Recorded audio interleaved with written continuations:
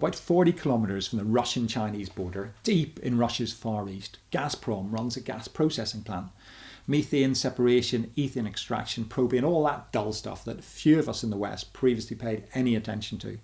But we really should, because buried inside that plant is what is quietly becoming the most strategically important industrial facility on the planet. Russia's Amur gas processing plant is now the world's largest helium production complex. And without helium, there is no AI, no advanced chips, no data centres, no arms race. At full capacity, it produces roughly 60 million cubic metres a year, almost exactly what Qatar produced before Iranian missiles struck its key facility in March. Russia knows exactly what it has. The rest of the world, though, appears to still be catching up.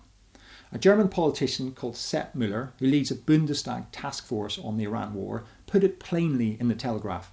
He said, "Everybody is talking about petrol prices. Nobody is talking about helium." He's right, of course, and that silence is costing the West. Here's what helium does and why it matters.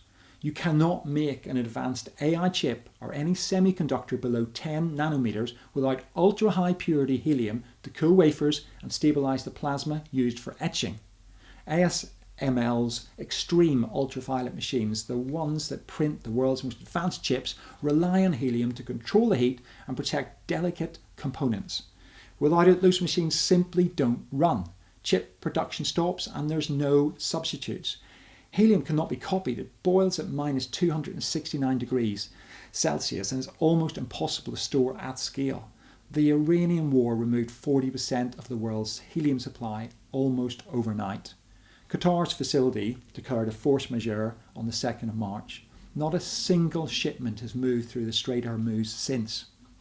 And around 200 cryogenic containers are stranded in the Gulf, slowly heating up, leaking gas through pressure valves to prevent lethal explosions. China, though, barely reacted because Russia had already filled the gap. Its Amur facility sits directly on the Power of Siberia pipeline, a 30-year supply deal between the Gazprom and China National Petroleum Corporation. Helium comes out as a byproduct of the eastbound gas flows. As long as Russia gas keeps moving towards China, helium rides along. And by road if necessary, the border is a mere 40 kilometres away.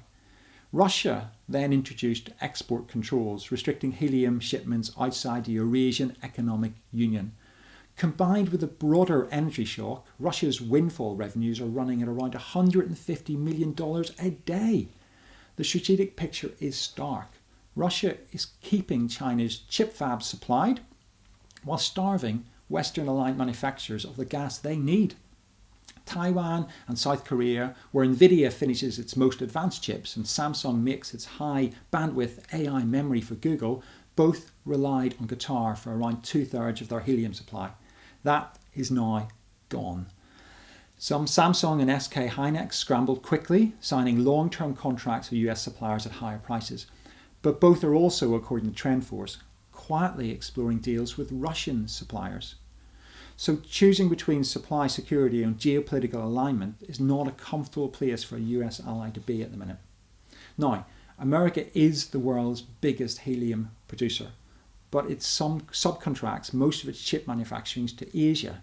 It produces the gas, but doesn't control the fabs that need it. And on the 27th of April, a small American company called US Energy Corps quietly filed with the SEC. A 5-year, 100% take or pay helium supply contract from its facility in Montana.